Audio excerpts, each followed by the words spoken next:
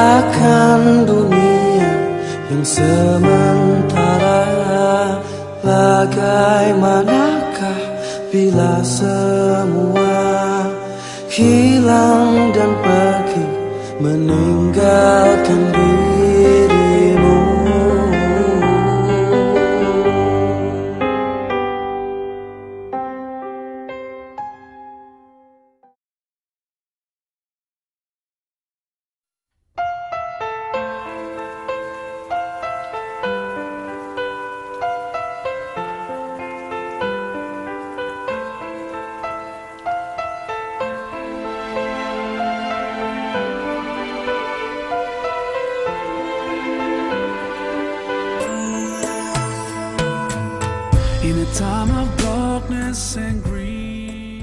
Yang dihormati dan dirahimkan Al-Fadhil Ustaz Abdul Hamid Abdul Ghani, penceramah daripada Jawi.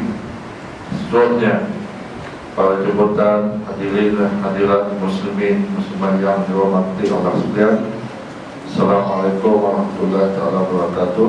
Pertama, malah kita panjatkan sedikit kesyukuran kita kepada Allah SWT dengan taufik dan inayahnya, memberikan kekuatan kepada kita, kelapangan kepada kita pada pagi ini untuk kita sama-sama menghadirkan diri dalam satu program yang diajukan oleh Surah Quran, iaitu program pengurusan jenazah.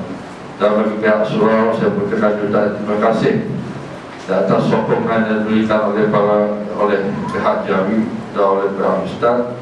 Dan seterusnya terima kasih kepada pihak pengarah program, kepada EJK Surah yang memberikan semangat tenaga, fikiran dalam kita menjayakan program ini. Mudah-mudahan kita akan jadikan program ini sebagai program tahunan kepada Surah untuk kita sama-sama dapat kita mengawal sedikit ilmu yang berkaitan dengan doa ini. Mudah-mudahan memudahkan urusan kita bila kita menghadapi saat-saat yang berlaku, sama ada kepada jiran kita, ibu bapa kita, dan juga para muslimin yang untuk kita jadikan sebagai pegangan kita dan juga sebagai ilmu yang kita akan amalkan.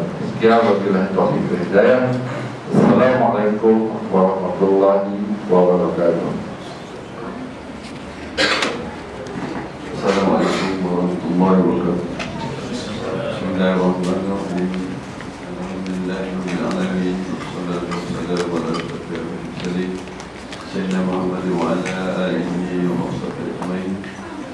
Wa sallallahu sadri wa yassir amri wa tammi lisani yafqahu qawli wa yassir wa yusir itu saya mengucapkan terima kasih pada undangan majlis pada pagi ini yang berbahagia Tuan Pengerusi Surau Al-Quba serta Barisan Ahli Jannah Kuasa,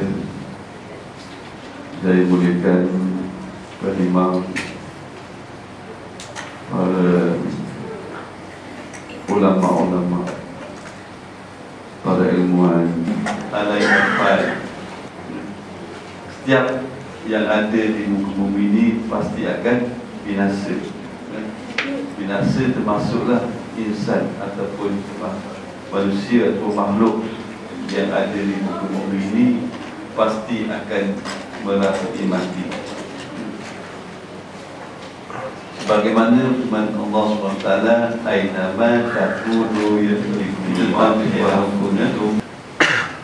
Sebab itu kita kena bersedia beramal untuk menghadapi mati.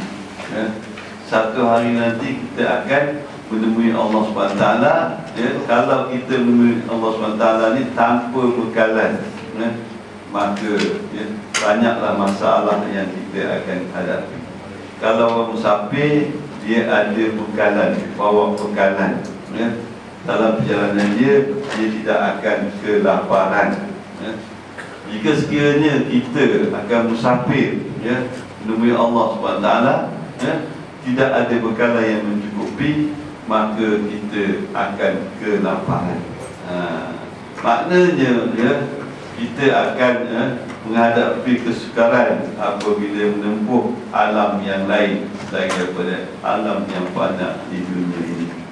Muslimin dan muslimat yang dirahmati Allah SWT, ya, sebab itu Luqman Hakim pernah berkata, wahai anakku, apabila kamu lahir saja ke dunia, kamu akan bukan menghadap ke dunia, kamu akan undur meninggalkan dunia. Ya? Kita lahir saja, ya, kita tak akan menghadap dunia, kita akan undur terus meninggalkan. Jadi, ya, masa dunia yang singkat ini, ambillah kesempatan, ya, untuk kita beramal dan beribadah kepada Allah Subhanahu Wa Taala. Ya. Kalau umur kita sekarang ni 55 tahun, mungkin ada 5 tahun atau 3 tahun saja lagi, dan masa ini amat singkat, ya. Jadi kita ambil kesempatan ini untuk beribadah dan berbakti kepada Allah Subhanahu Wa Taala. Sebab itu masa ni kita kalau lihat ada, boleh dikategorikan kepada 3, ya, 3 peringkat atau 3 kategori. Yang pertama, ya, apa dia? Iaitu masa apa? Ya, 3. Pertama, masa sekarang. Yang keduanya masa esok. Yang ketiga, ya, masa semalam. Apa dia masa sekarang? Apa dia esok? Apa dia semalam? Semalam telah berlalu, ya. Kalau sekarang ni kita berada dalam surah Al-Qubah, kita tahu apa yang kita lakukan. Kalau masa semalam, ya, tak akan berulang lagi untuk hari ini. Dah tinggal hari ini dalam sejarah. Dah tinggal sejarah dah, yang hari semalam tu, ya. Sekarang kita, masa sekarang kita berada di surau, ya. Kita tahu apa yang sedang dilakukan. Kita berada dalam majlis ilmu. Walaupun kita dah rencanakan, kita dah programkan, tapi kita tak tahu apa yang berlaku. Tiba-tiba dia kata, tak sangka mati dah dia. Semalam ada ikuti kursus pengurusan jenazah, ya. Duduk belakang sekali menyandar. Tiba-tiba dia mati tadi. Semalam elok je, ya, menyandar kat pintu. Tapi maknanya kalau orang duduk dalam majlis ilmu ni menyandar kat pintu tu, tak lama lah cepat. Sebab itu, kalau majlis ilmu kena duduk duduk depannya. Muslimin dan muslimat yang dirahmati Allah SWT, ya, semua orang akan mati, ya. Kita dah yakin, ya, dan Allah Ta'ala dah janji dah, ya, mati ni pasti, ya, tak boleh nak elak. Jadi ramai di antara manusia ni, walaupun Allah dah janji dah tentukan setiap yang hidup pasti akan mati, tapi ramai di antara manusia ni takut kepada mati, ya? Takut, dia takut mati ni, ya? Bukan berani sangat sebut mati, takut, memang takut, ya? Siapa berani mati, ya? Hero. Siapa berani mati, ya? Kecuali orang dekat pasti. Dia berjuang, tu lain cerita. Kalau kita di Malaysia ni makan cukup, tempat tinggal ada, perut biasa kenyang je, memang takut mati. Sebab itu, ya, Imam Al-Ghazali, ya, pernah berkata, bukan mati itu yang perlu ditakutkan. Yang perlu kita takutkan ialah persiapan untuk menghadapi mati itu.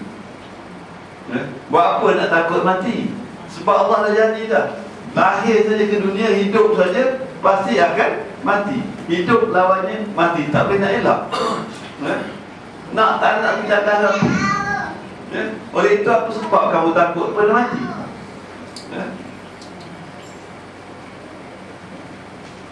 Sebab itu Imam Ghazali kata, bukan mati itu yang perlu ditakutkan. Yang perlu kita takutkan persiapan untuk menghadapi mati itu. Ya, adakah bekalan kita, cukup tak bekalan kita untuk menghadapi mati itu? Ya, Ramai orang risau tentang persiapan orang yang bakal ditinggalkan. Dia risau sangat. Orang yang bakal ditinggalkan siapa? Dia kata, kalaulah aku mati, siapa nak jaga anak-anak aku ni? Kecil lagi. Risau tak? Risau tak kakak? Risau? Kalau aku mati, siapa nak jaga anak? Kalau aku mati, siapa akan ambil harta aku? Anak seorang pula. Anak seorang pula doktor. Doktor yang injek sendiri.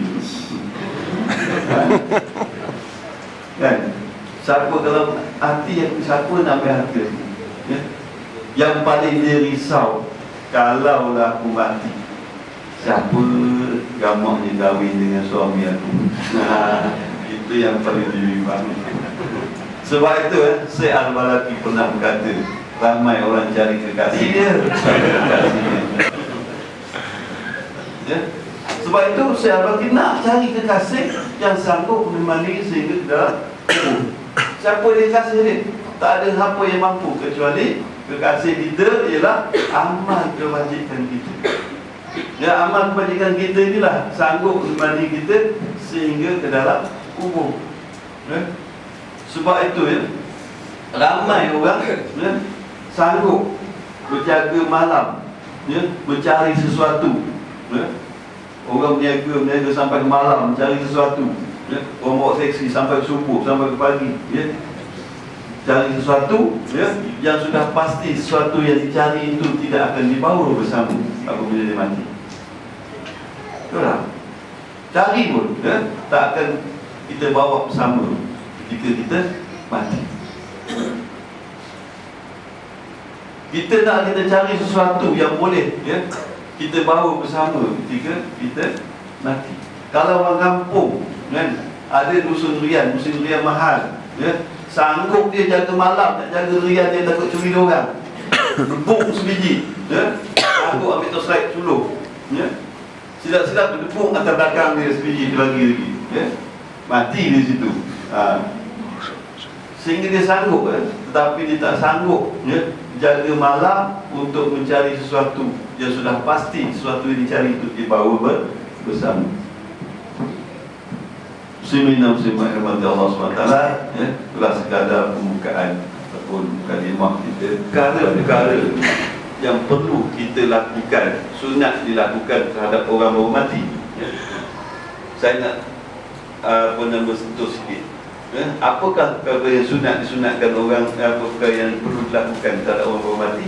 Antaranya ialah membuka pakaian sekiranya si mati itu masih berpakaian.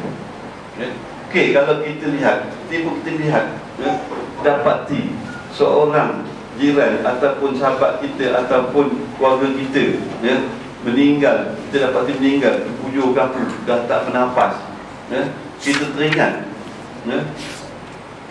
apakah perkara-perkara sunat? Antaranya ialah membuka pakaian dia. Kita pun teringat tengok baju dia tak buka, kita pun tanggalkan baju dia. Seluar dia tak buka lagi, kita buka seluar dia. Sedang kita nak lodeh seluar dia, dia pegang tangan kita. Demam kita sebab itu kita kena perlu kenal tanda-tanda sama ada orang itu semasa dia sakit ataupun setelah dia mati, sebagaimana yang dibincangkan, diberi oleh ulama-ulama fiqh yang terdahulu. Cuba kita tengok Jadi saya lajukanlah hari ini dah agak lambat. Ini ada satu lagi yang belum nazar, hidung dia dah turun, dah jatuh. Sebut jatuh, hidung dia jangan cari kat lantai, tak jumpa. Jatuh diturun sikit je, dia ada perubahan, pergerakan hidung dia tinggal di lembik, diturun.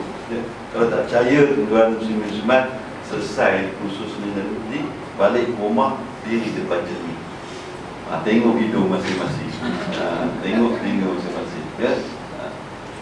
Baik. Yang kedua, keluar peluh berlebihan, saiznya agak besar dan warnanya hampir kekuningan. tanda ini juga dikatakan belum nazar, tapi ketika disunat juga kita talqinkan orang yang hampir mati ini dengan kalimah la ilaha illallah, sebagaimana Rasulullah sallallahu alaihi wasallam bersabda, lakinu mautakum la ilaha illallah, talqinkan orang yang hampir mati dengan kalimah la ilaha illallah, bukan kalimah syahadah. Walaupun kalimah syahadah kalimah yang baik, tetapi apabila kita menghadapi orang yang hampir mati, orang yang sedang nazar, jangan kita ajar dengan kalimah la ilaha illallah, asyhadu an la ilaha illallah wa asyhadu anna muhammadar rasulullah. Kita nak menyebut pun panjang, apatah lagi orang yang hampir mati itu, yang sedang sakit dan nazar tu, nak mengikut kalimah yang panjang la ilaha illallah. Kita sebut kalimah la ilaha illallah tu supaya orang yang hampir mati tadi, orang yang sedang nazar, mengikut kalimah tersebut. Sebab apa? Rasulullah sallallahu alaihi wasallam bersabda, man kana akhiru kalamihi la ilaha illallah dakhala jannah. Barang siapa yang boleh menuturkan kalimah la ilaha illallah di akhir hayatnya, di penghujung kehidupan dia, maka Allah janjikan syurga baru. Sebab kita kena ajar dia kalimah la ilaha illallah, tak perlu kalimah syahadah supaya dia mengikut kita. Kalau kita ajar kalimah syahadah dia ikut panjang, susah, sebab orang nak mati dia lidah dah dulu dah keras. Jangan kita ajar dia, suruh dia mengucap. Mengucaplah, kita pegang dia, paknya mengucaplah. Orang nak mati tu kata apa dia ucap kan? Sebab itu suruh dia menuturkan kalimah la ilaha illallah. Allah Taala akan memperlihatkan kita membuka hijab. Setengah ulama mengatakan, apabila seorang itu sedang nazar, akan didatangi oleh malaikat Jibril. Jika segala malaikat dia datang menebarkan sayap di sebelah kanan, maka dibuka hijab pemandangan kita ni ke alam gaib, alam yang tak pernah kita tengok sebelum ni. Diperlihatkanlah, dibukakanlah pintu-pintu syurga supaya kita dapat lihat. Oleh kerana amal kebaikan kita lakukan semasa di dunia, Allah SWT bukakan hijab, beri pandangan kita dengan pandangan yang sonok. Dibuka pintu surga, disediakan dengan keadaan surga itu dengan batu-batu mati, batu-batu jin, keberkilau-kilauan warna kehijau-hijauan.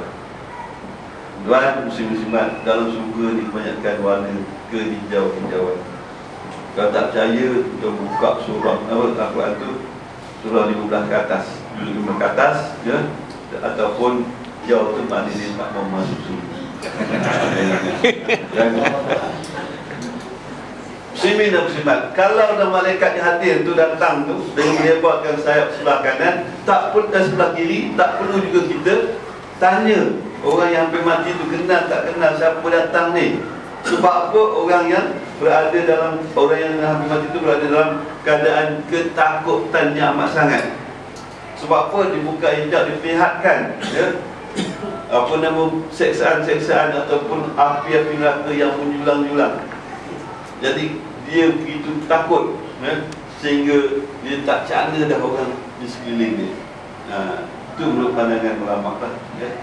Sebab itu kita kalau boleh, kita apabila ada orang nazak tu, kita boleh duduk di sisi dia, kita ajar dia kalimah la ilaha illallah, jangan tinggalkan dia hingga mati bersendirian. Sebab apa? Ketika nazak ni, Iblis sedang akan menggoda manusia, sebab apa? Dia dah janji dengan Allah Ta'ala, sehingga orang ni nazak, tanda kejangan kat seluruh tubuh badan orang yang sedang nazak tu. Ini dikatakan roh sedang bergerak meninggalkan jasad. Dia kejang tengok, roh sedang bergerak meninggalkan jasad. Kita boleh rasa telapak kaki dia, jari kaki dia, kita akan merasa sejuk. ya. Itu tanda-tanda orang akan matilah, kan? Baik. Kemudian dia seterusnya, setelah mati, ya, apa kita dapat tanda-tandanya? Ya, iaitu berkadang bengkok, ya, ujung tangan dan kaki dia berwarna biru, ya, kebiruan, ya. Tanda ini kita peroleh. Itu yang pertamanya setelah mati. Yang keduanya, ya, terdapat rapat tulang pinggangnya ke lantai, ya.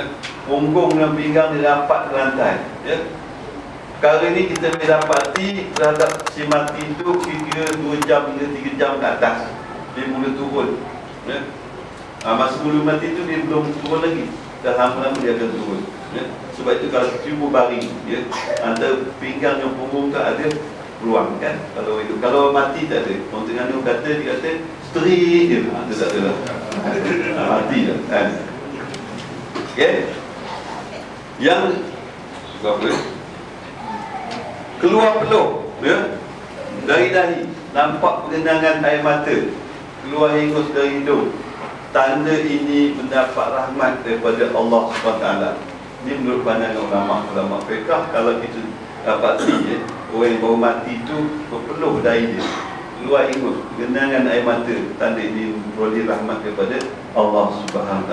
Ia berdasarkan satu hadis yang bermakna, yang bermaksud, ya, tunggulah ketika seorang itu mati. Jika sekiranya pupuknya bersinar, ya, dan nafasnya turun naik, ya, dahi ini mengeluarkan peluh, disitulah rahmat Allah telah turun kepada dia. Jika sekiranya dia berdengkur seperti dengkur anak muda, itu dengkur kita tak pernah tengok, kan? Siapa yang duduk di negara Asia Barat mungkinlah, ya. Dia kata jika sekiranya dia berdengkur seperti dengan dengkur anak muda, rupanya berubah, mulut dia mengeluarkan buih, di sinilah azab Allah telah turun kepada. Maknanya, ya, dengan ungkapan ini, dengan hadis, maksud hadis ini, kita dapat kenal pasti, ya, orang yang mati itu diredai oleh Allah ataupun sebaliknya.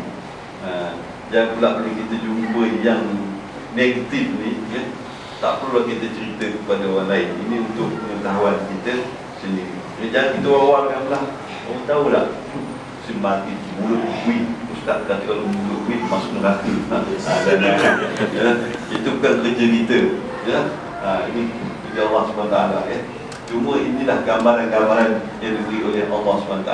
Sebab itu Nabi SAW bersabda, al-mu'minu yamutu bi'ati jabir.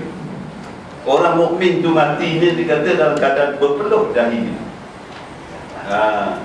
Dia sentiasa mencari jalan, cari apa sebab dahi dia keluar peluh.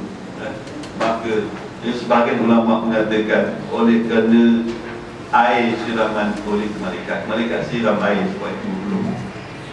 Setengah pendapat. Yang setengah pendapat mengatakan oleh kerana si mati ini ketika hidupnya, ya, bekerja kuat, ya, untuk mendapatkan buat kebaikan, buat kebaikan, ya, untuk menjadi keredaan Allah SWT, ya. Apabila dia kerja berat, kerja kuat, sehingga dia berpeluh. Apabila dia meninggal. Baik, tuan-tuan muslimin, sebab selain daripada tanda yang kita bincang tadi, dari kunutu, nombor ini rumah sekian ada meninggal, kematian, tolong datang doktor tengok sah, kan, betul dia mati. Doktor yang dipanggil tuan kursi kita ni dah bersalah, ya, rumpun dia bukan doktor medik, dia doktor hewan ataupun doktor falsafah, kan. So salah dia, nanti tak pergi, nanti apa kata kursi, apa kata imam, dia tak tolong, dia tak boleh, maka dia ambil, ya, ambil keputusan pergi juga, ya, sampai di rumah kursi ada muslimin ada mati ni pasti, mati terbunyikan, mati sudah pasti tidak akan hidup kembali ke dunia. Berpasapah pula dia. Berpasapah tak, bila berpasapah tak selesai masalah kita, tuan-tuan. Baik, apabila nyata mati dia seorang itu, maka berkewajibanlah ya, yang hidup menguruskan jenazah saudaranya yang meninggal itu dengan 4 perkara. Baik, dikafankan ketiga surat keempat ni ditanamkan. Jangan kita ambil falsafah zaman terkadang. Ini fardu kifayah. Tok imam terpilih buat, orang lain tak payah. Jadi semakin hari semakin payah sebab kita berpegang bersama kita. Semakin hari semakin ramai yang tak tahu nak mentakbirkan jenazah, nak menguruskan jenazah. Muslimin kau wajib kau bersunat ya. Sementara kita nak mandikan jenazah tadi, apakah perkara bersunat yang perlu kita lakukan? Jangan ditiup gitu tadi. Ya. Atas kaki atas dalam ya, tentang gitu tadi. Ya. Kita perlu ambil inisiatif, ya, tak perlu tunggu orang surau, tak perlu tunggu orang masjid.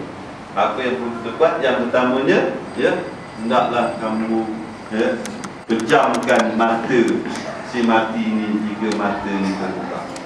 Ya. Bukan semua orang mati matanya tertutup. Ada antaranya orang mati matanya terbuka, selek. Maka hendaklah kita pejamkan, ya. Ambil 2 jari, jari tunjuk dengan ibu jari, ya. Tekan kat sini, ya. Tekan kat sini, ya. Perlahan rapatkan, baca doa. Bismillah wa ala millati Rasulillah. Mudah sangat doa ni. Bismillah wa ala millati Rasulillah. Ya. Kalau orang memilah lagi senang. Bismillah, Bismillah wa ala millati Rasulillah. Ataupun isteri jenazah memilah. Tak ingat kan?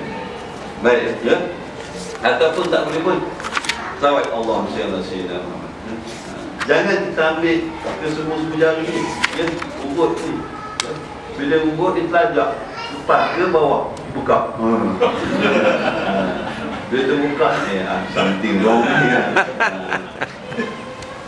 Sunat, ya, sunat kita pejam. Jangan biarkan kita tutup terus mayat, ya.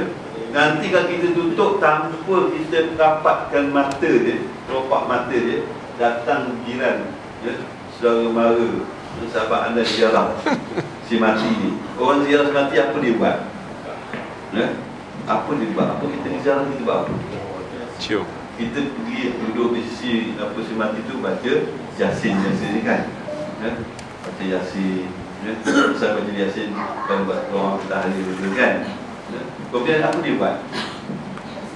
Cium. Iaitu dia biasanya dia nak menatap wajah si mati buat kali terakhir. Datanglah kumpulan marhaban. Ya, marhaban ni biasa orang perempuan. Orang lelaki kan.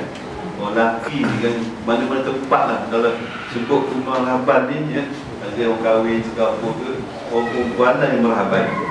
Orang lelaki tak ada. Spesies jantan dah hapus sebab marhaban ni kan. Dia pun datang, ya, kumpulan dia, kat kira dia beda, tak timah, buka muka dia, tengok kata muka dah joyah, kulit tak berapa sedap badan. Joyah kata jangan kau buat muka je, aku tak biasa. Jangan kata muka orang dia pun ngalah lah, dia tarik tahan buka muka, tengok mata sedih. Apa tengok-tengok ni? Remam kat dia sini pasal kan. Kadang-kadang kita bimbang, kita takut orang pergi ziarah tu bukan sekadar ziarah, dia sebagai reporter pula. Sebab itu kita kena jaga. Sebab kita kena jaga supaya kalau sunat pun kita kena jaga betul. Jadi rapat kemah kita, datang semua kita, orang datang ziarah nak baca Yasin, ya, terkedu, ya, dia punya hidung dia, ya, duduk, ya. Al-Fatihah. Bismillahirrahmanirrahim. Alhamdulillahirabbil alamin. Ar-Rahmanir-Rahim. Maliki yaumiddin. Ya kalau bayar Sayyidina Siratal Mustaqim laju dia. Tak selesa dia, ya. Bagi keselesaan, ya, pada orang yang datang ziarah. Baik. Seterusnya, ya, saya tempatkan, ya, Tanggalkan pakaian. Kita dah bincang tadi. Kita kena buka pakaian dia. Sunat kita buka jika sekali masih berpakaian. Tetapi ketika kita nak membuka pakaian itu, berhati-hati supaya tidak terbuka auratnya. Kena jaga. Walaupun dia telah meninggal dunia, apatah lagi semasa hidup. Bila sebut aurat ni, biasanya kebanyakan kaitan dengan orang perempuan. Kalau orang perempuan dia tengok zaman-zaman dulu, dia naik basikal, pakai skirt, lalu orang lelaki bola, dia kepit-kepit seperti punya, tak mau kayu. Kebetulan pula dia nak naik bukit, tak kayu, tayar tak jalan, jatuh. Itu kena jaga. Kalau orang zaman sekarang ni, apa nama ni, aurat dia dia tutup aurat. Contoh, ramai apa nama ni yang berurusan di pejabat agama di Pusat Islam, tempat saya. Dulu saya bertugas di bahagian perkahwinan. Ramai anak dara ni datang untuk urusan kahwin. Dia tutup aurat, dia kata, tutup, pakai tudung, pakai ustaz, pakai tudung, tapi tudung putus-putus, sakit leher, berbelit-belit tudung ni. Pakai t-shirt dengan pendek, tapi dia kata tutup aurat. Sendat pula t-shirt dia, singkat pula, pakai dua jean, jean tu sendat, bulat-bulat. Bila dia buat urusan kat kaunter, dia tunduk, nak isi borang ke, langkah belakang, nampak spender. Kemudian dibangun, angkat diri tegak, nampak pusat. Bukan pusat dia saja nampak, semua pusat Islam habis nampak. Ni masalah dia. Dia tak sayang perut. Orang tua dulu, kalau anak bayi baru lahir, dijaga untuk pusat, supaya perut tak kemung. Betul tak? Potong lahir di hospital, potong tali pusat, dikepit. Betul? Balik rumah, kita mandikan 2 kali sehari, petang dan pagi sekali, petang sekali. Betul tak? Betul kan? Jaga pusat itu, jangan usik supaya tak kemung perut. Setelah mandi tu kita lap pula. Kalau orang kampung dulu kita tengok, dia layur daun sirih, tampal supaya perut tak kembung. Orang bandar, orang Kuala dia tak. Dia panaskan striker, dia ambil di nazar dewasa. Laki perempuan, lelaki. Saya pergi 3-4 orang ke hospital, kemudian sampai hospital, pihak hospital keluarkan mayat, tak sempat mandi tu, siap mandi, siap kapan, Ustaz, ada 9 lagi mayat baby. Mana datang ni? Ni mak dia bersalin, beranak dia dibuat mati. Bila mati, bawa ke bilik mayat. Bawa bilik mayat, mak sihat, balik, tinggal anak. Tak, pergi pusat. Yang lain pusat. Itu pengalaman. Satu cerita lagi, Pak Pusat. Saya dapat timbul panggilan daripada sebuah hospital, ke pakaian, sama ada orang hidup ataupun orang mati, ada juga aurat dia. Kemudian tanggalkan barang-barang palsu. Apa yang palsu yang dipakai oleh si mati tu, gigi palsu buka, boleh buka. Tapi kalau gigi emas yang ditanam tu, ada 3 batang, tak boleh buka. Kalau tak buka ni, satu gigi ni 40 gram. 1 gram berapa ringgit? Kalau 1 gram 150 ringgit. Kalau 5 gram kali kan 150 kali 5. Berapa ribu? 1000? Tak apa 1000. Kalau 5 batang kali banyak juga tangan ni sendiri. Kalau boleh urut sikit dengan minyak ke, ni kaki buatkan leher dia, kepala gerakkan, supaya sendi-sendinya menjadi lembut. Apa tujuan dia? Apa hikmah dia? Supaya mudah kita memandikan dia. Kalau sendinya keras, tak boleh dilembut, maka sukar kita nak di bawah dagu. Ikat di bawah dagu dengan simpulkan di atas kepala. Bawah dagu ni ikat, simpulkan di atas kepala supaya mulut dia tak terluka, tak ternganga.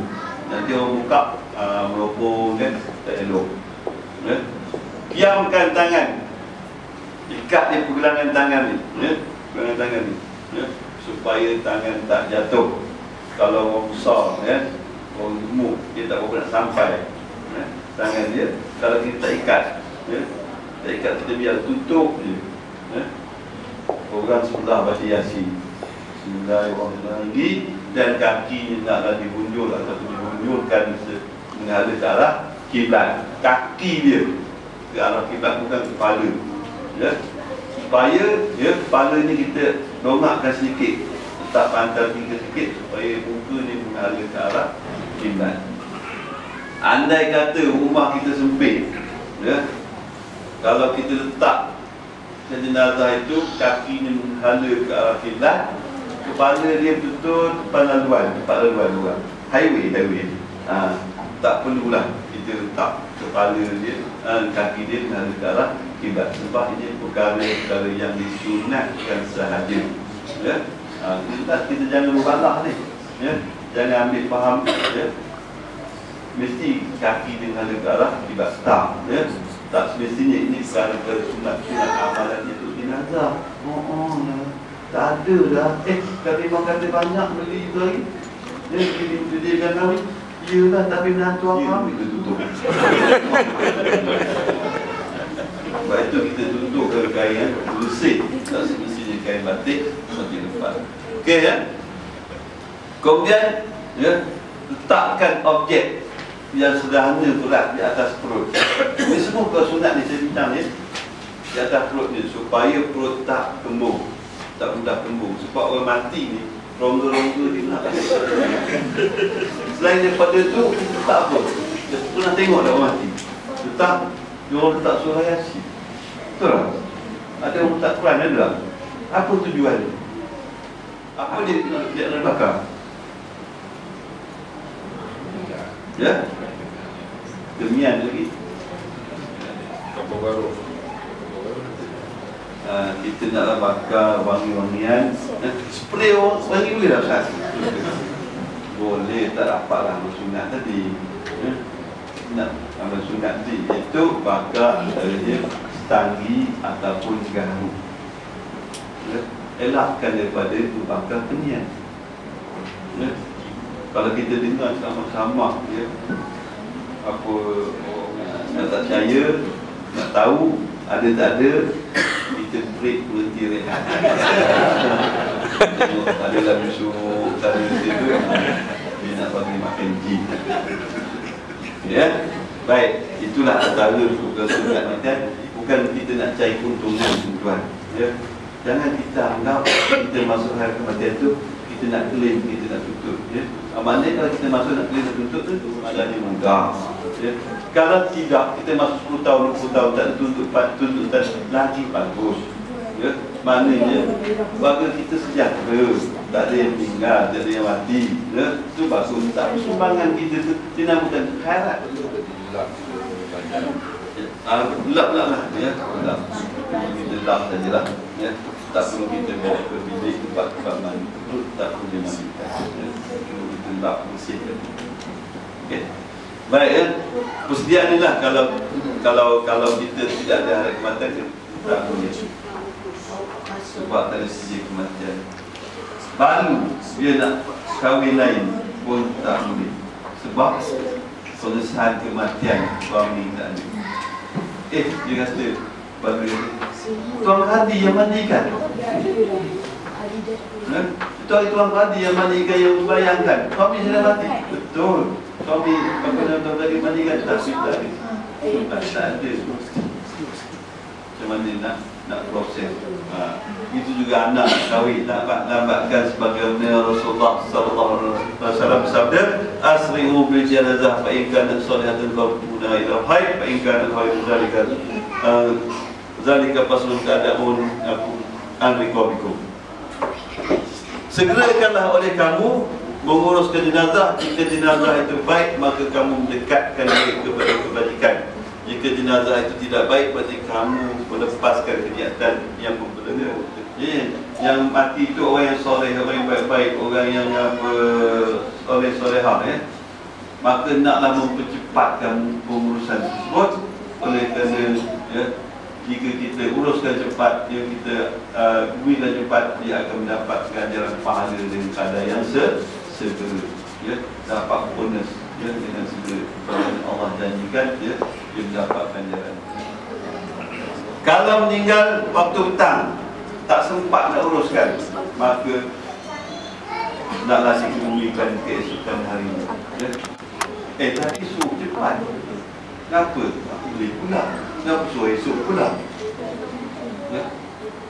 Makruh hukumnya kalau kita kemudikan jenazah di waktu malam. La taqinu mautakum bil-lail illa an-nawm. Jangan kamu kemudikan mayat di waktu malam kecuali terpaksa. Jelas tak? Kalau kandungannya kurang daripada 6 bulan, yang wajib mandi, kafan, tanam jika nyata jadi manusia. Yang kedua, anak yang lahir dalam kandungan 6 bulan ataupun ke atas, maka wajib keempat perkara: mandi, kafan, solat, tanam. Yang ketiga, anak yang lahir dalam kandungannya kurang daripada 6 bulan, pada 6 bulan, tapi apabila dia lahir nampak tanda hidup padanya, kurang 6 bulan tapi lahir ada tanda-tanda hidup. Umpamanya terbuka mata dia, nampak mata terbuka, kejam terbuka, lepas tu tutup terus, maka wajib keempat untuk membuat kebajikan. Sebenarnya kita naklah berlumba-lumba untuk mendapat membuat kebajikan. Itu dia punya pertama sekali. Isi ada. Baik. Muslimin yang dirahmati Allah SWT, jadi saya tak menggunakan gambar di bulan pertama di bulan ini kan? Boleh tak cakap? Baik, kita nak bincang kaitan dengan mandi. Mandi kapan? Itu yang utama. Batak berani, takut, sampai bila kita nak mandi? Baik, saya nak tanya, antara yang ada pada pagi, agak-agak siapa yang tak berani nak pegang mayat? Ini tak sempat kecil. Dia kata berani. Siapa tak berani? Laku pula.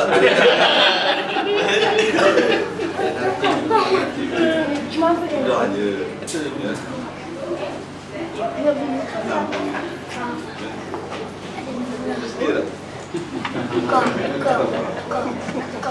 Kenal sangat.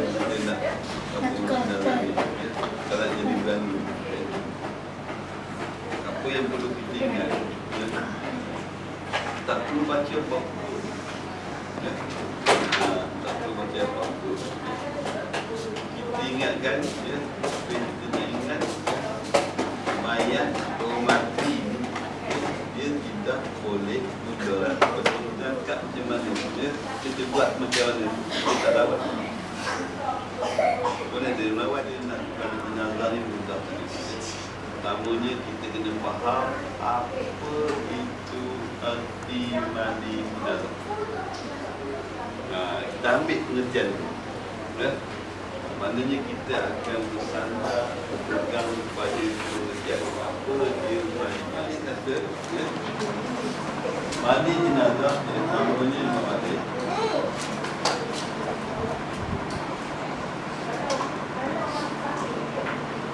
Mandi jenazah ialah kita katakan dengan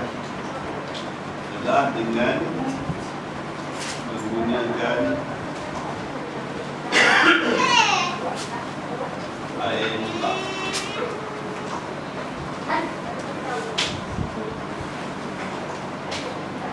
Apa dia mandi jenazah? Dapat mandi Imam Ahmad dan Ishaq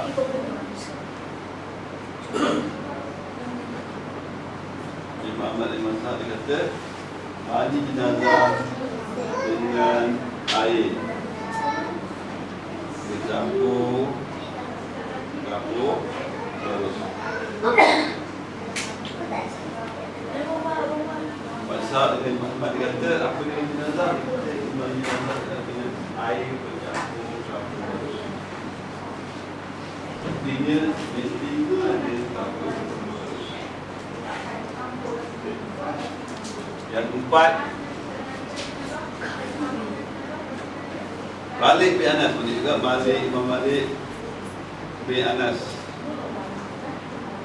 Dia kata mandi jenazah dengan tiada kaedah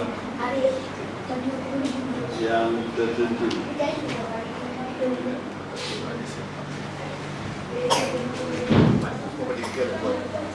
Ubah yang empat dan jangan dia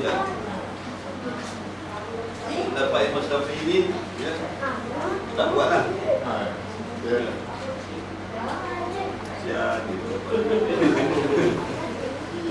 yang mana ni?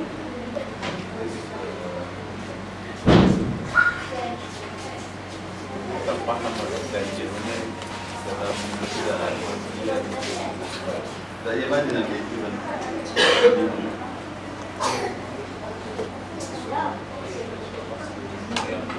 Semua yang ada. Masa yang mana yang tak baru berada. Mana semua lah. Kira semua lah. Saya ikut tu dia gunakan campur-campur baru. Campur baru. Lain tak Ada di segi yang ganjil pun dia buat. Yang penting air mutlak lah. Dia gunakan air pahit disiram. Buat juga. Ya, air mutlak. Bilangan yang ganjil, campur baru. Lepas tu okey. Baik. Ya. Kita mandi jenazah ya. Pengertian yang penting itu pengertian apa dia mandi jenazah. Baik. Ini pendapat ya ulama yang tertentu. Ini pendapat mereka. Ya. Kita nak guna ke tak guna ke tengok sesuai tak sesuai. Ya. Kawan ikut. Ini pandangan ni pendapat. Ya. Baik. Kalau pendapat Imam Malik dia kata mandi dengan menggunakan air mutlak. Ya. Semua orang mandi guna air mutlak. Ya. Betul tak? Artinya dia sini mesti ada air mutlak. Kalau air mutlak saja pun tak ada masalah. Okey lah. Faham? Maksudnya tak apa, tak ada campur baru ke apa, tak ada masalah. Ya, itu pendapat. Ya. Itu dia mandi dengan bilangan dia sekali mandi. Ya. Ya. Kali kalau mandi 2 kali, kali kedua kena mandi 3. Itu jadi bilangan dia. Ya. Pendapat yang kedua, bilangan dia ni, ya, 3 jenis air. Pertamanya air daun bidara ataupun air sabun. Ya. Yang kedua air mutlak. Yang ketiga air bagus. Okay. Yang keempat, seperti saya sebut tadi, mandi jenazah ni ya, dengan tiada kaedah yang tertentu, tidak ada kaedah khusus. Ya. Artinya mandi mesti dengan air, tak ada kaedah khusus. Nak mula daripada mana? Ya. Nak mula kepala dulu, kaki dulu, ya. Bahagian tangan kanan kiri, dia tak ada tentukan. Terulang pada kau, hentam sajalah mana suka. Asalkan mandi, itu maksudkan 5 perkara. Sunnah. Ya. Baik tuan-tuan. Jadi kalau kita nak libat 5 perkara, kita nak bagi dia definisi ataupun pengertian mandi jenazah. Ya. Nak jadi satu ayat saja. Daripada 5 ni kita nak combine, gabungkan jadi satu ayat. Senang kita nak bersandar ataupun nak pegang tubuh. Apa yang menjenazah menjauh yang adakah pengertian tu menempati apa yang kita lakukan? Dua hambat. Meratakan air ke seluruh tubuh. Meratakan air ke seluruh tubuh. Hampir tepat, tapi sikit lagi. Ke seluruh tubuh badan dia, mayat tadi, serta menghilangkan najis dan kekotoran. Masya-Allah. Kalau mati tu rumah di tepi sungai, tepi lombong, tepi tasik, laut, kita angkat mayat tu, kita celup 2-3 kali. Celup, kan? Kita angkat, kita lap, kita kapal, kita solat, kita dalam. Sah tak? Sah. Sah ke tak sah? Sah. Sah ke tak sah? Senyap. Ini masalah. Sah ke tak sah buat macam tu? Sah. Kemusi je sekali. Sah tak sah? Sah. Contoh kita macam mandi hadap besar. Kita dia terkejut. Sah tak? Sah. Tapi jangan buat. Sah jangan buat. Dan Allah Ta'ala kata tak. Laqad khalaqnal insana semuanya kami jadikan manusia ni semulia kejadian sebab kita mana hormat sama hidup ataupun nanti.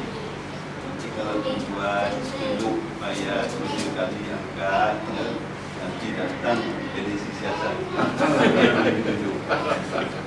Saya duduk bahasa Muri, meluk pada manusia itu kembali ke jenazah dengan menceluk ke mayat aku kejadah itu. Buat masalah, kan?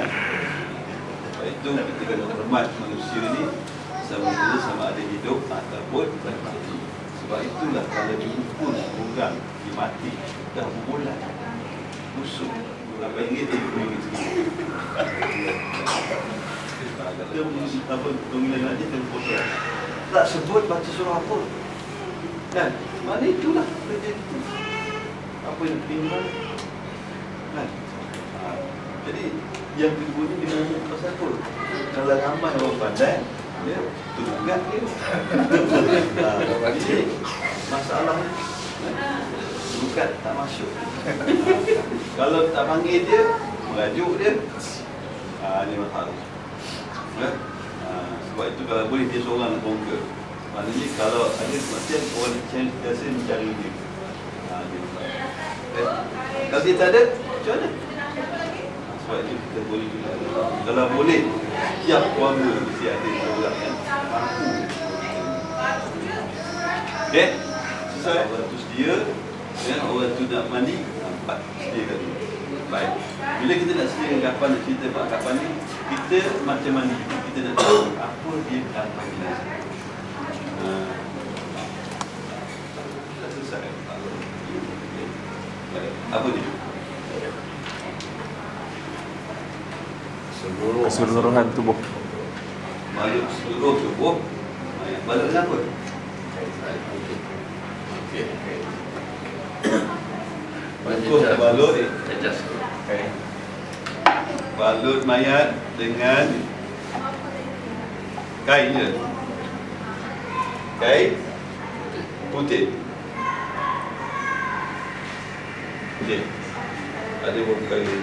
Itu kain putih. Artinya selain daripada kain tak boleh hukum. Mesti dengan kain. Kalau dengan apa nama ni tikar yang kertas tak sah. Ya? Kain pula mesti warna putih. Kalau biru ya? Dan lain-lain warna tak boleh. sifat ni pengertian. Kan? Mesti warna putih. Mana ni pun tak kuat. Tersiu ni. Artinya, bila sebut mungkin sekurang-kurangnya menutupi seluruh suara mayat dari rambut sehingga ke kaki, artinya wajib tutup semua. Bila tak usahakan tutup rambut, kurang. Kalau tak ada kain, boleh tutup dengan daun pisang. Boleh tutup dengan soal rambut. Bungkus. Ya? Sebab dasar tu ada pengertian. Saya pengalaman saya tuan-tuan ni. Bagi kepala kaki buka. Nak hala ke kanan, kiri buka. Macam mana? Sebab itu kita kena faham apa dia pengertian. Baik ya. Yang tadi kita kata mesti dengan kain ya. Kalau ini ya, 3 lapis kain yang berwarna putih ya. Tanpa baju, tanpa serban. Tak pakai ada baju, tak pakai serban. Itulah yang afdal. Sebagaimana Rasulullah SAW dikafankan dalam keadaan 3 lapis kain berwarna putih tanpa baju, tanpa serban. Ya. Tuan-tuan ya, kalau kita lihat orang kafan kemayat ya, sekarang ni digunakan 3 lapis kain betul? Yang putih, dipakaikan baju, dibuat baju, pakai kadang-kadang dipakai tayar pula. Bila kita nak ubah tradisi tu, dia kata yang kita tak betul, yang dia betul ya. Pada halnya Nabi SAW dikafankan dalam keadaan 3 lapis kain mungkin tanpa baju, tanpa serban. Dan nak lebih apa lebih yakin lagi ya, buka buku satu kitab Idah Nasib Haji wal Umrah yang kita apa nama dia bahasa warna biru. Boleh kita bungkus dengan kain warna biru. Kalau dia minat warna hijau, kita boleh bungkus dengan warna hijau. Hari ni tak ada orang minat warna hijau. Boleh kita bungkus dengan warna hijau ya? Tapi jangan buat bulat tengah.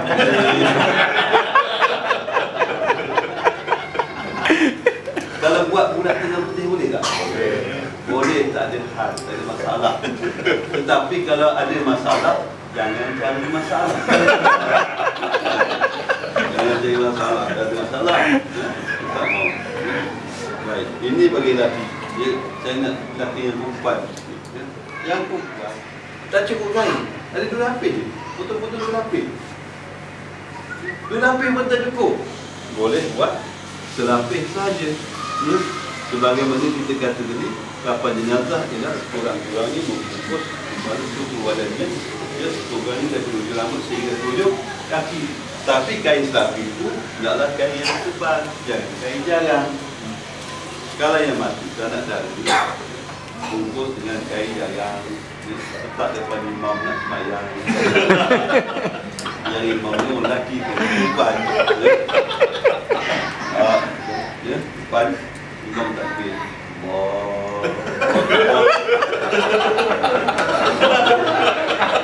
Seksi imam. Seksi imam. Maknanya biar dia kain tu walaupun lapis yang jangan jadi imam jadi seksi. Ya, jelas ya? Sudah tak? Tak susah, tapi kita yang tak dapat maklumat, tak dapat baiknya pakai telekung tu hidung ni, telekung ni buat daripada kain. Mana kan telekung yang dipakai hari ini, kalau nak kerja yang menggantikan satu bisa. Ya? Baik, ya? Apa dia? Peti kapan ni? Untuk suruh kepada mayat sini tuju. Olahlah macam mana tu. Ya? Jangan keluar daripada landasan. Okey? Ya, tak ada masalah je. Apa kita buat lelaki yang tak boleh ni adalah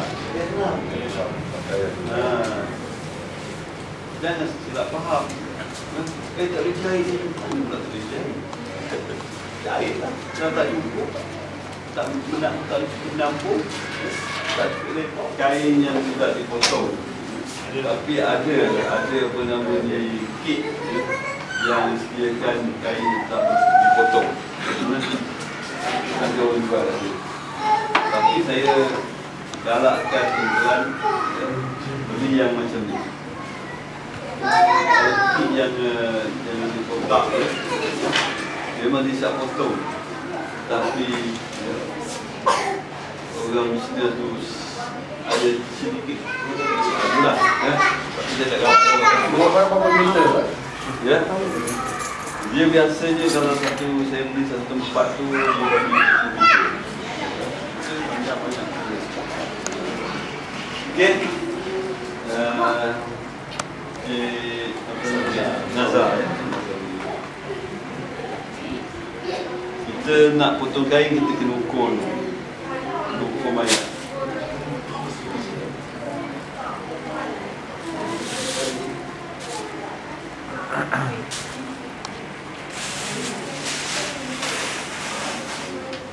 Lebih satu kaki. Kan di bawah lembu di kaki lebih satu kaki. Ada lebih dua kaki lah lebih daripada panjang dengan satu. Okay. Pegang sini. Kita pegang sini. Dah kita tandakan tadi. Tak payah terus potong. Tuan, pegang sini, kita lipat. Oh, sama banyak.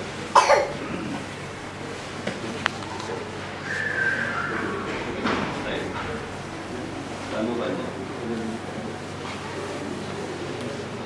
Okey. Jadi kita patah dari 3. Teknik dia rasa. Jangan kita ukur kita potong banyak kali lah. Ukur. Itu kerja Pak Fandi. Kita dah potong sini. Potong sini.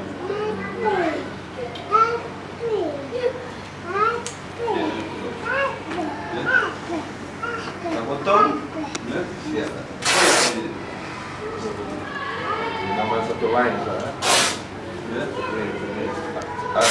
Video Ikat tali itu ataupun tali dia. Okey. Berapa slide, berapa tali nak buat? 3. 3. 6, 4, 3, hitam saya.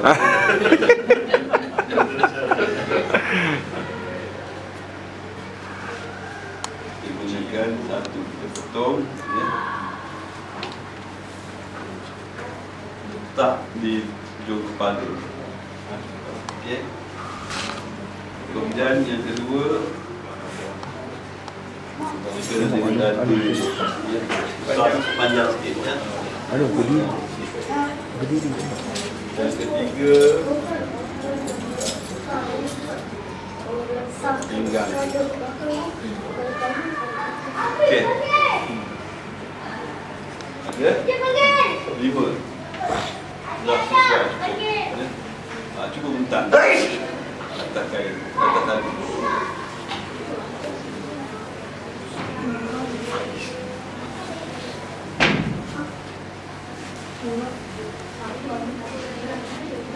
Kisah pertama.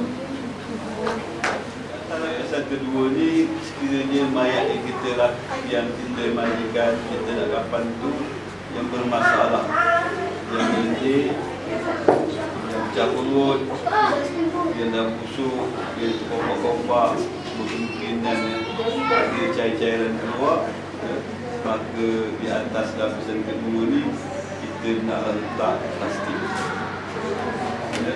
Plastik yang ala meja. Putih meja. Dan putih. Jangan yang paling mahal.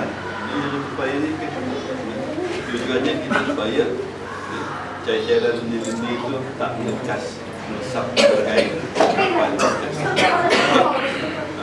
Sama ada yang penyakit HIV ke sebagainya, boleh kita buat plastik.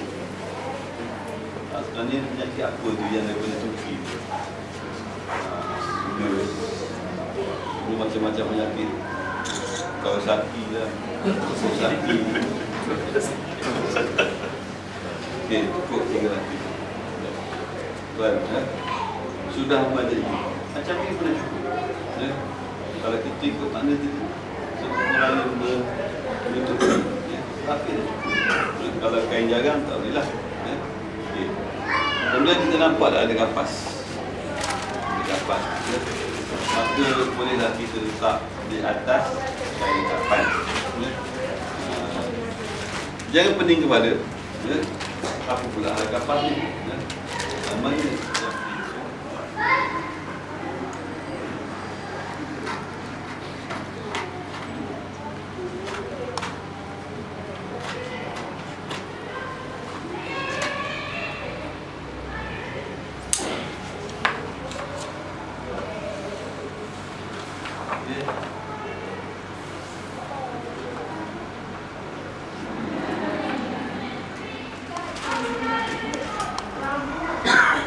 jadi serbuk kapur bagus.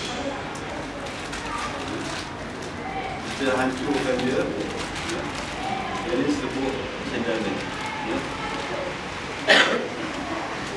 Ada satu paket ni kita potong, kita ambil buang separuh untuk tabur di atas kapas.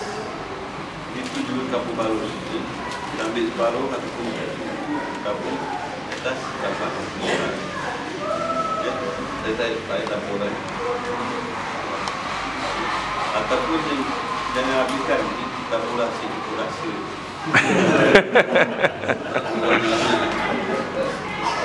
Kapur bagus dengan serbuk cendana ni. Pantang, ada pantang orang Melayu ni. Pantangnya jangan letak di dapur. Langkah pantang boleh. Apa? Dia orang perempuan tengok garam dia bunyi. Berikan dapat kembali. Dan separuh lagi ni kita jadikan dia air mandi. Ambil satu bagi yang tidak salah. Bercampurkan dan dengan kapur. Dan kalau mayat itu mayat dah berhenti usul, beli kapur baru ni yang sesuai yang cukup warna. Kemudian sabun. Yang afdal ni yang sebenarnya mandi dengan air daun bidara. Dengar tak?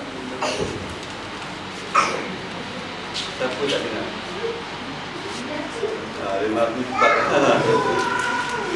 Kita tak dengar. Daun bidara dengar?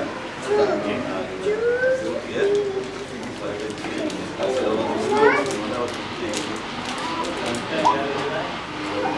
Rambutan, utara, Kedah, dia lain. Daun bidara dia buat dia macam apa?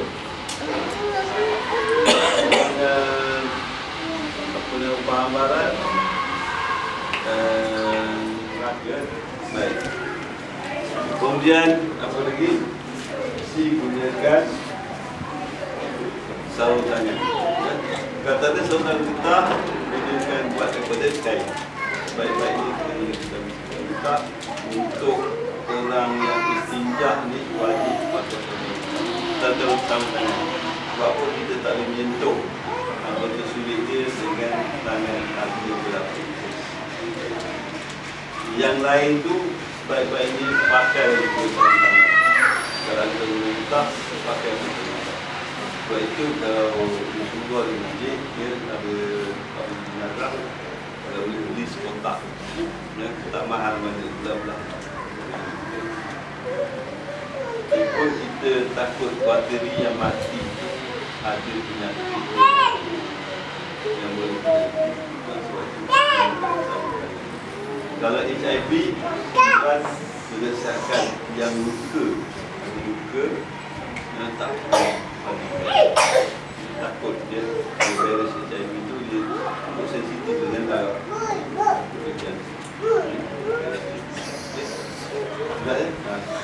Itu persiapan.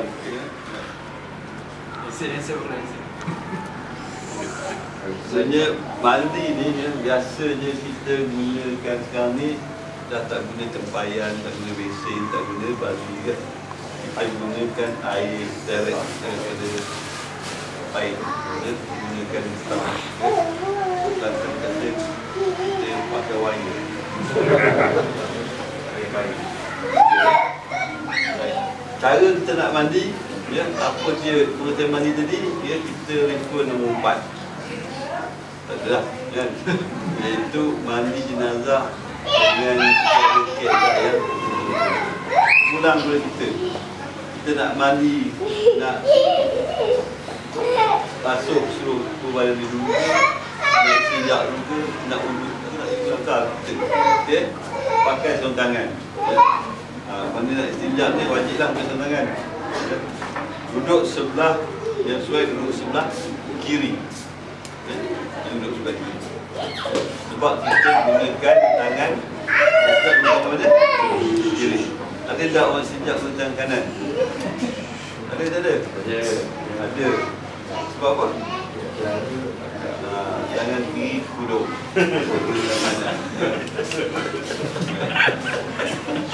Jadi kita gunakan kain, ya. Yang duduk sebelah kanan ulurkan getah tadi, ya. Getah paip tadi masuk, ya, supaya air sentiasa mengalir. Okay. Orang yang nak sinjak, masukkan tangan bawah kain, ya, kanan kiri, cari dia punya exhaust. Dia tangan kanan kalau boleh turut sikit. Yang ni jalan, ya. Okey. Dia keluarkan si bagi banyak najis, ya. Bagi najis kita basuh ataupun tukar kain lain. Okey, ulang lagi. Okey, ulang lagi. Kalau perlu angkat, tegakkan sikit, ya, sambil tangan turun. Bukan kita nak clearkan dalam tu, ya. Kita buat kat situ supaya yang hampir nak keluar tu dia keluar, ya. Supaya tidak selesai nanti dia terkeluar. Kita boleh itulah, ya. Baik, yang ni jalan. Jalan, dan kita nak pastikan dia bersih, ya. Dah habis ngaji, tak boleh angkat, habis dah duduk, ya. Tengok perkara ni. Kalau keluar ni hijau, putih orang, tengok panjang tak, pendek, kotor tak. Kalau kotor, kita ambil gunting, kita potong serong, ya. Congkir punya, bersihkan celah, ya. Jangan potong, ya. Ini nampaknya bersih lah, bersih. Tak nak menyusahkan orang. Dia video kaki selesai saja, kan. Orang yang tadi kalau boleh ambil selai seorang kain, ya, sabun tadi. Dia tak boleh. Jangan kuat. Ini dah apa ni? Saya sedang kotoran di tangan. Saya siram air. Selesai kita gosok di bahagian hadapan, ya. Kemudian kita iringkan dia daripada kanan ni ke kiri. Ke kiri. Yang ini jagalah supaya dia tak buka. Orang duduk sebelah kanan, sabunkan daripada sampai ke tumit, ya. Kalau yang mati ni, ya, dia penyakit kencing manis, ya. Tuan kena berhati sikit, ya. Takut ditampal plaster. Tanpa plaster kita opasan, ya. Macam kulit pada kulit, kena berhati sebab bila kita tak buang plaster dia tak lantai, letak lantai tak besar. Dan setelah itu kita siram air, ya, air letak tadi, dan kita iring sebelah, iring sebelah.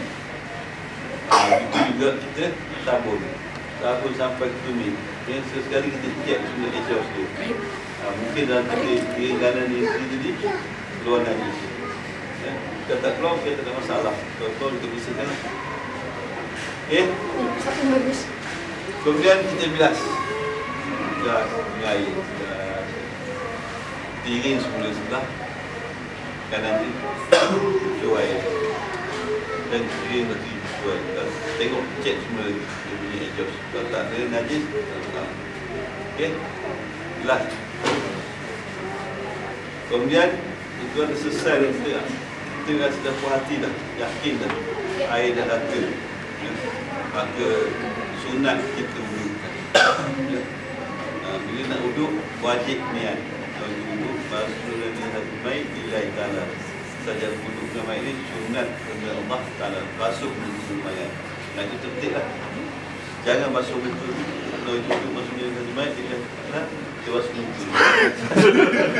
Muka mayat. Kemudian tangan dia, tangan kiri, itu tertib lah.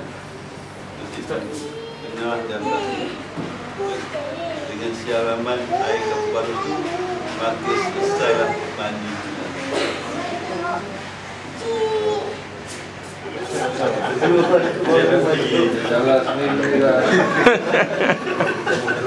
Okey, kita tidak. Tutuplah macam mana. Hitam saya lah. Asalkan menutup kita dikatakan dari dulu. Saja kita mula di sebelah kiri. Okey, betul. Okey. Saya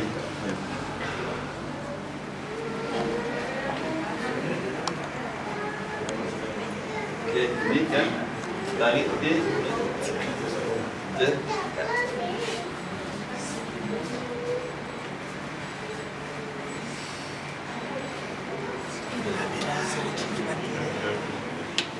Tapi dekat orang kita. Senyum.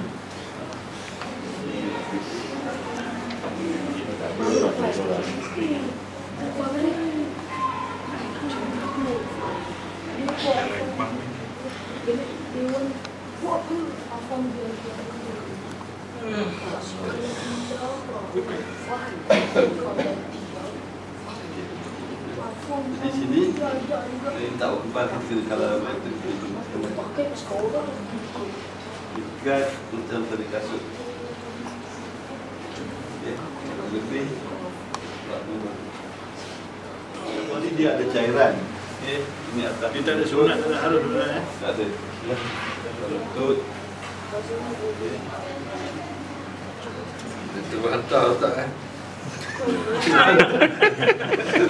Dia jelaskan dulu tak? Kita nak audisi lah Ustaz. Nak bawa ke mana ni? Estimah boleh estimah. Estimah dah. Ikat, simpulkan sebelah kiri. Semua belah kiri.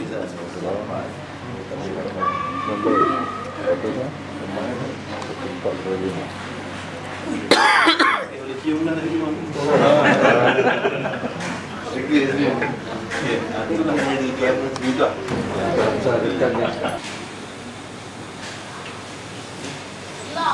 Yang pertama solat sebagai makmum ke sebagai imam? Sebagai makmum. Kenapa kita solat? Susah imam takbir. Allahu Akbar. Itu usolli. Takbir pertama, ya. Dia punya rukun, pergi kepada rukun yang ke, kita pergi kepada rukun yang kelima, selawat. Iaitu Allah SWT.